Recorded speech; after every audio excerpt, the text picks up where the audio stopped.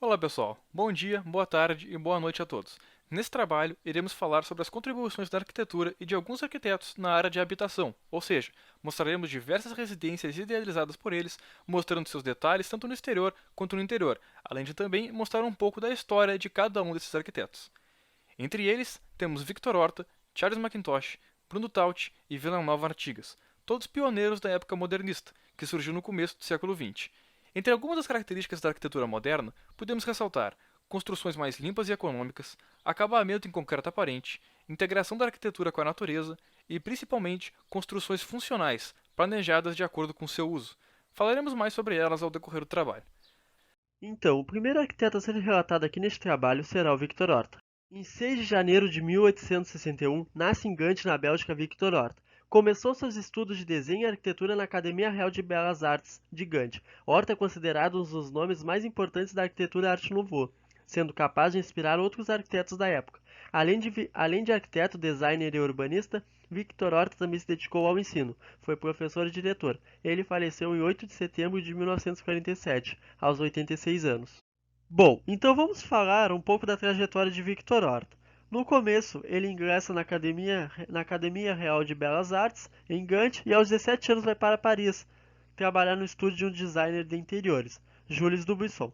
Após o falecimento de seu pai, volta para a Bélgica e nesse mesmo ano retoma seus estudos na Academia de Belas Artes. Ali conhece o arquiteto neoclássico Alphonse Ballat, que o contrata para ser estagiário em seu ateliê, onde começa Horta a aperfeiçoar seus estilos de vanguarda. Em 1884, aos 23 anos, torna-se o primeiro arquiteto a ganhar o prêmio Godet Charles, no qual esse prêmio é concedido a artistas belgas, entre eles pintores, escultores e arquitetos, com menos de 35 anos. Entre os anos de 1892 a 1911, acaba tornando professor da Faculdade Politécnica de Bruxelas. E em 1893 ele projeta a Casa Taça, considerada a primeira obra de arte nouveau inventando uma linguagem decorativa completamente nova que seria usada em toda a Europa até o alvorecer da Grande Guerra. Em 1894, torna-se presidente da Sociedade Central da Arquitetura da Bélgica. Durante a Primeira Guerra Mundial, foi forçado ao exílio nos Estados Unidos. Então ele retorna à Bélgica, abandonando o Arte Nouveau e passando a vigorar em seus projetos a arte mais clássica de Ballat. Em 1927, Horta torna-se o diretor da Academia Real de Belas Artes da Bélgica. Em reconhecimento ao seu trabalho, Horta foi agraciado com o título de barão, em 1932. Sua última obra foi assinalada em 1937, com o projeto final da Estação Central de Bruxelas. Horta ainda estava trabalhando na estação quando ele morreu, em 1947. Tá, então vamos falar um pouco sobre o que era esse movimento artístico em que Horta fazia parte. Iniciado na Europa durante o século XIX, foi o primeiro estilo verdadeiramente novo da arte europeia. Uma de suas principais características foi a busca da originalidade, tanto na forma de expressão como pelo uso de materiais até então pouco explorados nas artes, tais como vidro, madeira, ferro e cimento. Se opõe às características do romantismo.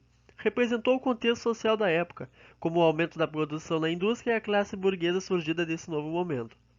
Tem influência do Arts and Crafts, que enaltecia a arte produzida a partir de processos manuais e criativos, em oposição clara aos efeitos da industrialização sobre as artes. Tem como influência as características do barroco. Isso se deve ao fato dos detalhes bem minuciosos em ferragens e em janelas e ao caráter decorativo. Então, além de Victor Horta, temos outros principais nomes do movimento artístico, que são eles Gaudí, Hector Guimard, Charles René Mackintosh. Nesse próximo slide, vamos falar um pouco mais das características do Arte Nouveau. A presença marcante de elementos orgânicos como flores, plantas e folhagens, ou seja, a representação da natureza. Uso de linhas e formas mais arredondadas que imprimiu movimento e elegância às obras. A partir desse desejo de inovação foram utilizadas novas técnicas como a xilogravura, a arte técnica de fazer gravuras em relevo sobre a madeira, e os arabescos, combinação de formas geométricas que se assimilam com plantas e animais como mostrado na figura direita superior. A forte presença da figura feminina também é uma dessas características. A imagem da mulher foi muito recorrente durante esse movimento. E se aproveitava bastante da iluminação através de vitrais e coberturas.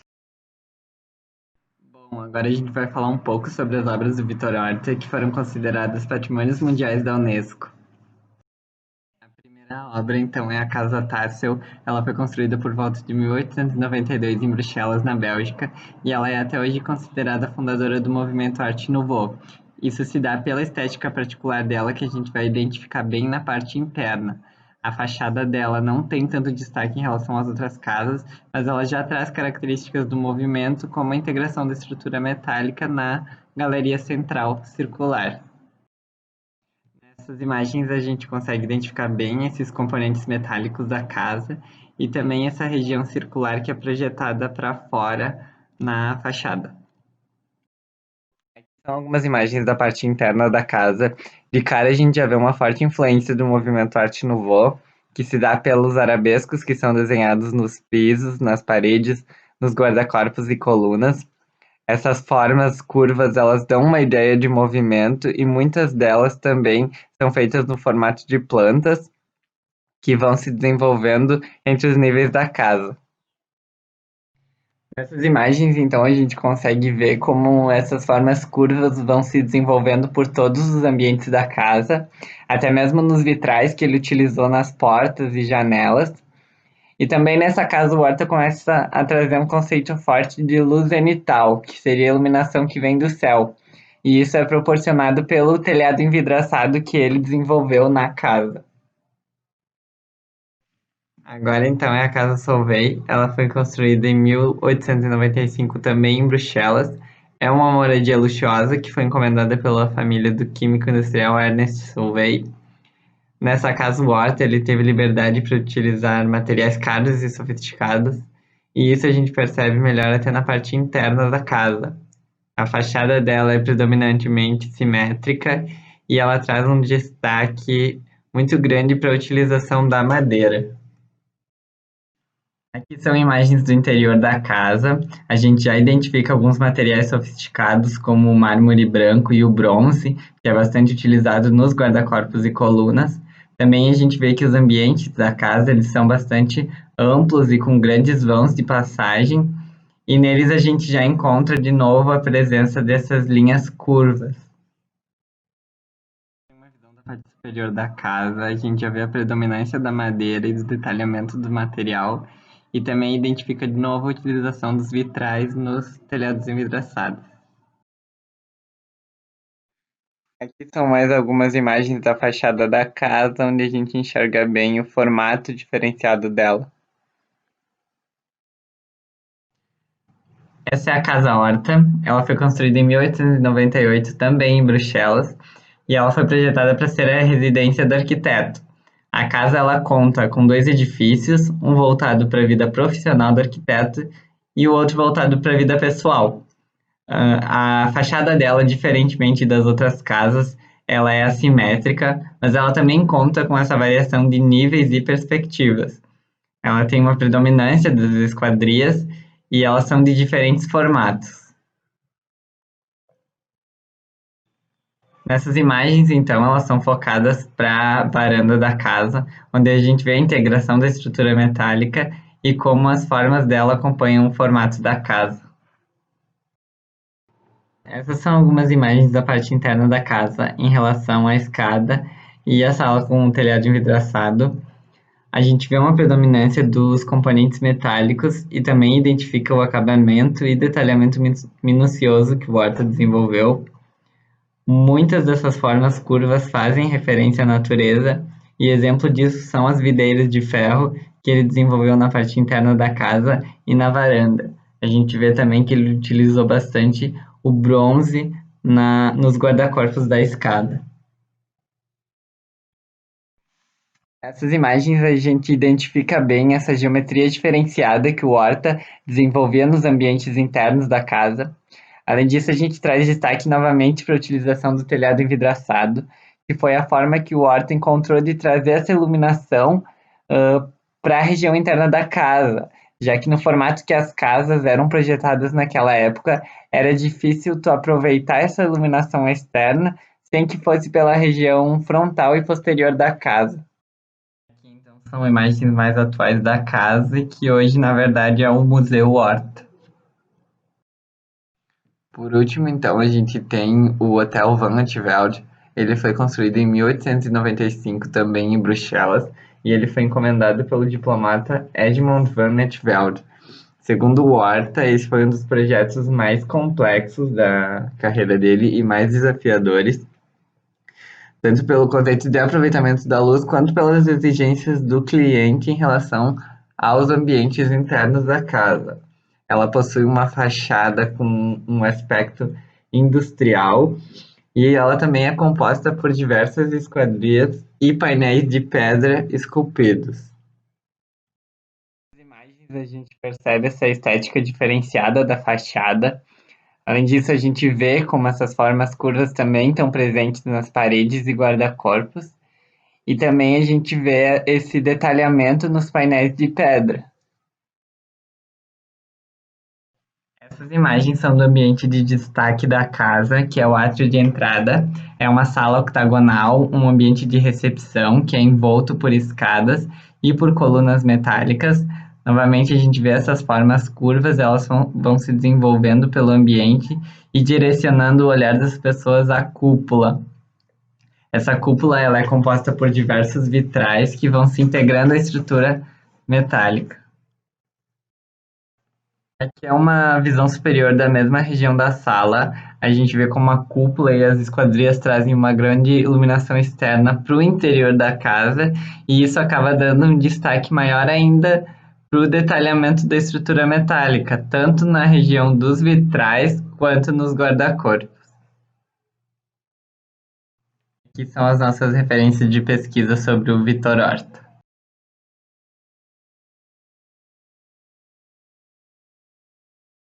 Falando agora sobre Charles Mackintosh, talvez o arquiteto que mais influenciou este período dentre todos da lista. Aqui vemos uma foto de uma de suas maiores obras, a Escola de Artes de Glasgow. Mackintosh nasceu em Glasgow em 1868 e faleceu em Londres em 1928. Aqui novamente fala sobre a Escola de Artes, mas ela diz respeito de onde ele estudou. Sim, ele tanto estudou na escola como também a construiu. Como assim? Não, ele não viajou no tempo. Eu vou explicar melhor isso adiante. Falando sobre sua trajetória, em 1884, ele começou seus estudos na Escola de Artes e, alguns anos depois, se juntou à empresa Honeyman Equipe, de onde começou sua carreira como arquiteto promissor. Começou a ganhar sua notoriedade quando se juntou a um grupo de pintores conhecidos como Glasgow Boys, já que Mackintosh também era pintor, com eles expôs diversas obras em Londres. No mesmo ano, ganhou uma bolsa de estudos para viajar para a Europa e estudar. Por volta de 1892, após voltar de viagem, conheceu sua futura esposa Margaret MacDonald. Junto à irmã dela e seu marido, formaram um novo grupo conhecido como Glasgow Four. Esse grupo foi bem forte e criava diversos projetos, os quais levavam em várias exposições diferentes. Uma delas sendo do movimento Arts and Crafts, o qual foi um movimento inglês dos anos 1880 em resposta à forte industrialização da época. Movimento esse que influenciou o movimento francês de Art Nouveau, o qual falaremos depois. Esse grupo trouxe muita visibilidade a Mackintosh, que era conhecido como o mais promissor dentre o grupo. Em 1896, participou de um concurso para a reconstrução da Escola de Artes de Glasgow. E ganhou. Lembra que eu disse que ele não havia viajado no tempo? Foi porque ele teve a oportunidade de reconstruir a escola onde estudou. Reconstrução essa que marcou sua carreira. Após muitos anos trabalhando na indústria, teve seu nome inserido no escritório Honeyman Equipe, virando Honeyman Equipe e Mackintosh. Porém, em 1909, com o acontecimento da Primeira Guerra Mundial, o mercado caiu muito e Mackintosh deixou a arquitetura mais de lado, focando no design de interiores, planejando móveis e realizando pinturas. E em 1927, descobriu que possuía câncer na língua e na garganta. Teve uma leve melhora, mas infelizmente acabou falecendo um ano depois. Agora falando um pouco sobre suas características, podemos perceber que existem várias. Uma das principais características de Mackintosh eram os detalhes que ele botava em suas obras. Apesar de elas apresentarem um formato mais leve, simples, com um uso mais restrito de cores e com faces e ângulos retos em grande parte de suas fachadas e obras, era no interior delas que ele botava toda a sua criatividade e talento à prova. Ao falar da evolução de locais vernáculos, me remeto à arquitetura vernácula, que significa resumidamente utilizar os materiais disponíveis na região para a sua obra, além de também se preocupar de onde ela será feita, seguindo os mesmos padrões da região e prezando pela qualidade da moradia. Em relação às suas obras, percebemos que ele havia sido influenciado por diferentes estilos de arte, como por exemplo o japonismo, apresentando certos aspectos da cultura japonesa em seus projetos, pela forte ligação entre Japão e alguns países da Europa na época. Além disso, muito se inspirou no estilo de Art Nouveau, um estilo predecessor do modernismo que se originou no final do século XIX. Apesar disso, Mackintosh trazia seu próprio estilo, o qual não se enquadrava nesse caso. Dizem até que ele foi um dos transitores entre a época de Art Nouveau e a modernista. Como falei anteriormente, mais para o fim de sua carreira, Mackintosh começou a projetar móveis, em especial cadeiras, as quais ficaram muito conhecidas por suas características o tanto quanto diferentes. Ela juntava o estilo escocês da época, mas ainda assim pensando na modernidade, criando obras únicas. Por fim, ele apresentava duas características que são de grande importância para a época modernista, as quais são o uso de concreto e pedras, o que remete um pouco ao que falei sobre a arquitetura vernácula, e além disso, a representatividade da natureza nos traços de suas obras, sobre as quais falaremos um pouco mais a seguir. As obras de Mackintosh possuem características em comum, como a utilização de janelas grandes, painéis de vidro, utilização de madeira no interior das construções, a influência do estilo escocês tradicional e da Arte Nouveau. A Escola de Glasgow é localizada em Glasgow, Escócia, e funciona como um centro de estudos avançados de design e arquitetura. Ela foi fundada inicialmente em 1845 e, devido ao seu crescimento, foi feita a mudança de local. Também foi feito um concurso onde Mackintosh foi escolhida para projetar esse novo espaço. Este novo prédio foi construído em duas etapas. A primeira, 1897 a 1899, e a segunda, 1907 a 1909. A sua composição é repleta de janelas e painéis em vidro, já que uma das exigências era a iluminação interna, onde Mackintosh prezou pela utilização de luz natural em sua maioria, além da utilização de grandes lustres. Além disso, a sua fachada é composta por pedras e uma estrutura em aço, como podemos observar na imagem ao lado. Seu interior é repleto de madeira. Possui uma composição retilínea, com chanfres e detalhes artesanais, onde podemos observar a influência da Arte Nouveau, da decoração japonesa e do estilo escocês. Aqui podemos observar alguns dos detalhamentos internos da escola, como por exemplo os painéis de vidro que nos permite a iluminação natural do ambiente.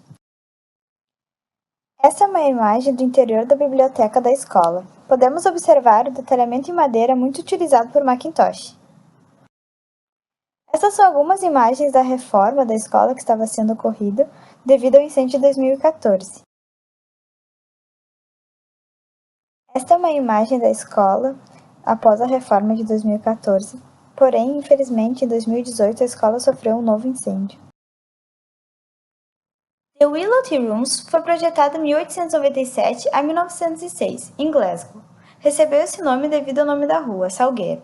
Foi a quarta casa de chá projetada por Mackintosh, porém nessa ele teve a liberdade de projetar o interior e o externo, até mesmo os talheres.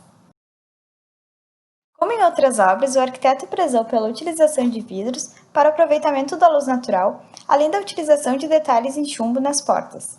Nesse ambiente elegante com paredes brancas, podemos observar também a marca de Mackintosh, cadeiras esbeltas altas com detalhes em prata. Ao lado temos a imagem também dos talheres projetados por ele. Aqui temos algumas imagens que nos mostram a fachada do estabelecimento. O aproveitamento da luz natural citado anteriormente é bem visível nessas imagens, onde temos uma grande quantidade de janelas de vidro. Nessas imagens podemos observar o interno da sala de chá e também as grandes janelas que ela contém para o aproveitamento da luz natural do ambiente. Uma das características de Mackintosh é a utilização de vitrais. Essa é muito visível nessa casa de chá, conforme a imagem abaixo. Queen Cross Church foi construída em 1897 a 1899 e foi a única igreja projetada por Mackintosh. Ela também é localizada em Glasgow e possui uma combinação do estilo gótico e moderno. Porém, o arquiteto manteve uma sutil simplicidade. Nela, observamos uma das principais características de Mackintosh, as grandes janelas e seus vitrais. O interior é marcado pelos vitrais magníficos, teto abobodado em madeira e entalhes em relevo de pedra, no qual a luz e o espaço são usados para um efeito dramático. Nessas imagens, nós observamos a porta principal e uma das janelas que compõem o design da igreja. Os vitrais e as grandes janelas citadas anteriormente para o aproveitamento da luz natural podem ser vistas nessas imagens. Aqui temos apenas algumas imagens do interior da igreja. Will House foi construído em 1902 a 1904 e fica localizado em Helensburgh, Escócia. Nessa construção, Mackintosh combinou ideias tradicionais escocesas com a arquitetura moderna, trazendo uma perspectiva moderna da arquitetura escocesa. Essa edificação ela possui assimetria em sua fachada, e ela foi projetada de uma forma que o exterior seja o oposto do interior. O externo, ele apresenta uma aparência fria e pesada, e o interno nos remete a aspectos quentes, suaves e exóticos. Nessas imagens nós podemos observar a assimetria da fachada dessa casa. Macintosh projetou ambos os ambientes desta casa, tanto externo quanto externo, além dos móveis, com a ajuda de sua esposa Margaret McDonald. Observamos a influência japonesa no seu interior, principalmente na imagem ao lado, e também a presença de grandes paredes brancas em toda a casa. Alguns detalhes de madeira escura que nos transmitem aspecto quente. Os elementos de madeira verticais e horizontais, formas quadriculares e decoração orgânica, podemos observar em toda a casa. Os elementos em madeiras horizontais e verticais citados anteriores podem ser observados nesta imagem do interior da casa.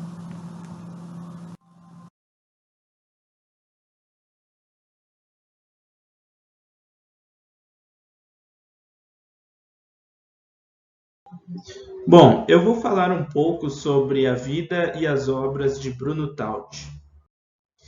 Bruno Taut nasceu em Königsberg em 4 de maio de 1880. Além de um dos maiores arquitetos expressionistas e modernistas, Taut também ficou famoso como urbanista e como escritor, com diversas obras ao longo de sua vida. Ele faleceu em 24 de dezembro de 1938. Bruno Taut deu seus primeiros passos em 1903, quando foi contratado pelo importante arquiteto alemão Bruno Maury. Em 1904, trabalhou em Stuttgart e começou a estudar planejamento urbano. Nos anos seguintes, Bruno começou a trabalhar com Theodor Fischer, um arquiteto alemão especialista em projetos de habitação pública. Além disso, Bruno começou a adquirir interesse às cores, acontecimentos que marcariam muito a vida de Bruno, visto que os projetos de habitação pública e a devoção à cor são duas de suas principais características. Em 1909, fundou o escritório de arquitetura Taut e Hofmann, com Franz Hofmann, seu primeiro negócio próprio. Alguns anos depois, em 1913, Bruno começou a adquirir interesse na arquitetura de vidro, que o faria projetar no ano seguinte uma de suas maiores obras, o Pavilhão de Vidro, para a exposição de Werkbund, em Colônia. O ano de 1917 para Taut foi um ano de experimentação. Taut começou a explorar o mundo da literatura, tanto que no pós-guerra foram 4 obras publicadas por ele. De 1921 a 1923, Bruno trabalhou como arquiteto de Magdeburg, uma cidade do interior da Alemanha. Seguindo a sua trajetória, em 1924, Bruno foi eleito o arquiteto-chefe da Gerhard em Berlim, empresa imobiliária que ficou muito famosa por diversas obras de conjuntos habitacionais, inclusive por construir a ferradura, a Hofeisensiedlung, projetada por Bruno em 1925. O período de 1924 a 1931 foram grandes anos para Bruno na Gerhard, que veio a ser extinta no ano de 1939. Em 1933, Bruno foi obrigado a deixar a Alemanha devido à imediação de uma nova guerra e mudou-se para Takasaki, no Japão. No Japão, Bruno voltou a dedicar-se à literatura, produzindo 3 livros. Em 1936, ele mudou novamente, dessa vez para a Turquia, onde, antes da sua morte em Istambul em 1938, ele ainda escreveu mais um livro e projetou uma série de edificações educacionais. São inúmeras as características marcantes de Bruno Taut. Como já citado, Taut foi um dos mais importantes arquitetos expressionistas e modernistas. Sua carreira teve 2 facetas distintas, o Bruno arquiteto e o Bruno escritor. Também podemos destacar a sua crítica engajada na realidade da época e do local onde vivia. Foram grandes características das obras de Taut: a devoção à cor, o uso de tijolos maciços aparentes e o uso de objetos pré-fabricados, como maçanetas, janelas, portas e até mesmo escadas. Vamos comentar algumas obras de destaque de Bruno Taut. A primeira obra é o Pavilhão de Vidro, construído em 1914 para a exposição de Werkbund, a Federação Alemã de Trabalho, em Colônia. A obra tinha uma tendência propagandista, com uma nova ideia de transparência e de expressão. O pavilhão busca a expressão de sentimentos e emoções. Com uma arquitetura moderna, ferro, vidro e concreto armado, o pavilhão foi destruído após a sua exposição. O interior do pavilhão era uma cúpula de vidro, com luz infiltrando em uma câmara axial dispostas em 7 alas, contendo ainda uma cascata entre os lances de escada. A obra brinca com diversas formas de trabalhar com o vidro, como mosaicos, primas de vidro colorido no interior e reflexivos no exterior. Aqui vocês podem acompanhar algumas imagens em planta do pavilhão e como era disposta a sua estrutura circular. A próxima obra é o conjunto habitacional em formato de ferradura, projetado por Taut em 1925, a Ruf Zyklon. A espetacular obra possuía um conceito de cidade-jardim, buscando a individualização das edificações, construída com materiais simples e com muita criatividade. Algumas das principais características da obra é o revestimento de tijolos vermelhos e amarelos na extremidade, os afastamentos e avanços das fachadas e a variação de cores e tons, além, é claro, da construção em série. Essa primeira figura engloba todas as características citadas no slide anterior. Já a segunda é uma vista aérea do conjunto habitacional em formato de ferradura. As próximas imagens buscam destacar as fachadas do conjunto habitacional e a sua grande variedade de detalhes. Uma curiosidade muito interessante é que o conjunto habitacional chegou a ser bombardeado na Segunda Guerra Mundial e precisou passar por algumas reformas depois para preservar o patrimônio. Aqui temos mais imagens das fachadas. A foto à esquerda busca destacar o quão único eram as esquadrias nas edificações de Bruno Taut, o quanto ele conseguia trabalhar com as cores, com os tons de cores de forma única. A segunda imagem é uma imagem do interior de uma dessas edificações do complexo habitacional da Ferradura. Essa obra está aqui por ser extremamente curiosa e diferente. A Vopsfieder foi construída em 1926 na cidade alemã de Vopsfieder. Com 10 metros de diâmetro, a construção circular de madeira não tem grandes decorações. Suas esquadrias são constantes e a obra passa uma forma orgânica e o contato com a natureza. Alguns detalhes construtivos são a lareira e a chaminé central com tijolos vermelhos. Essas fotos buscam trazer um pouco de como era o interior da obra.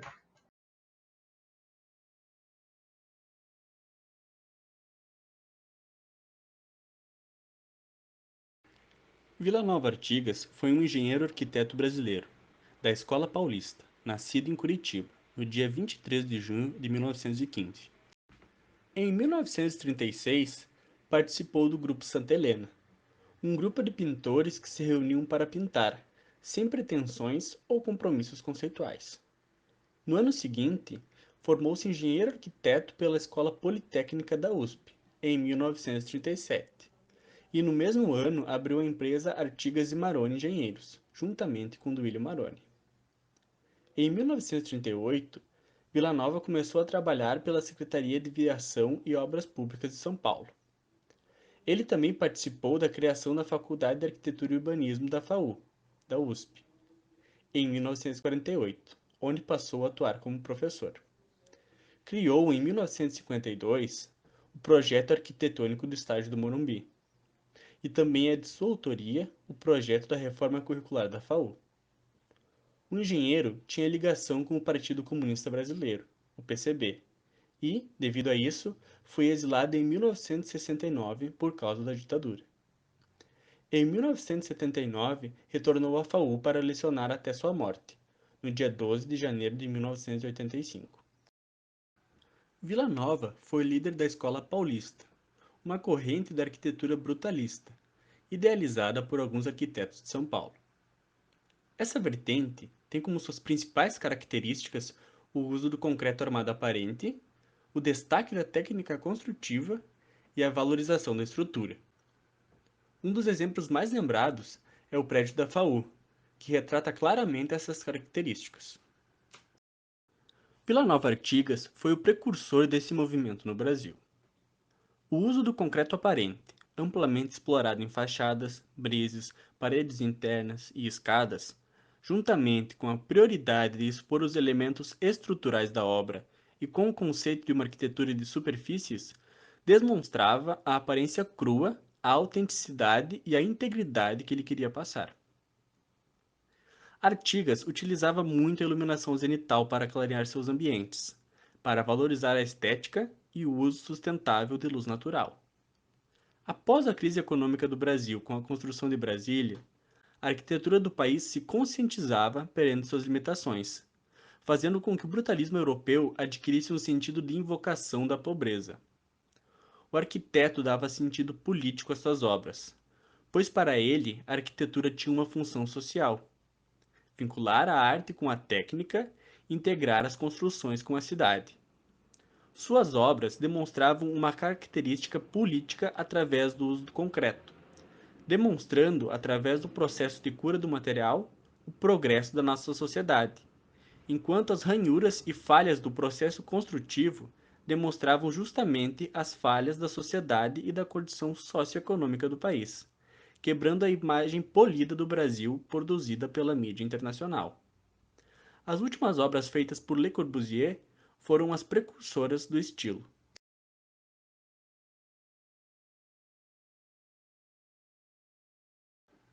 Uma de suas principais obras foi o projeto da FAU, entre 1966 e 1969. A obra tinha uma arquitetura modernista, com fortes características do brutalismo, pois o concreto bruto é destaque e há também o uso do vidro para obter iluminação natural.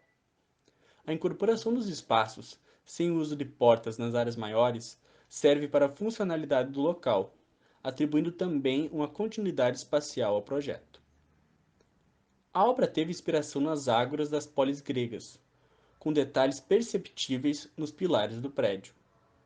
O intuito era indicar que o local é um ambiente para debate de ideias e resolução de problemas.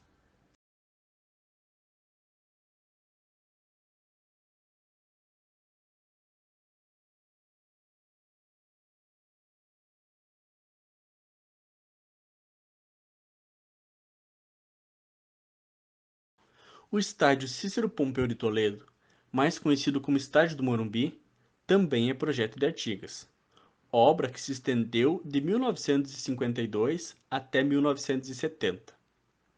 Na época, chegou a ser o maior estádio particular do mundo, com capacidade para até 150 mil pessoas.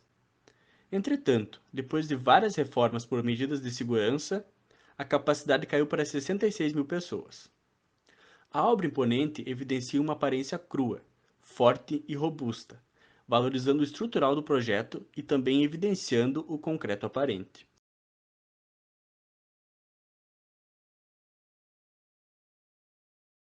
Então a próxima obra que iremos apresentar é a Casa de Olga Baeta. A residência foi construída entre os anos de 1956 e 1957, em São Paulo.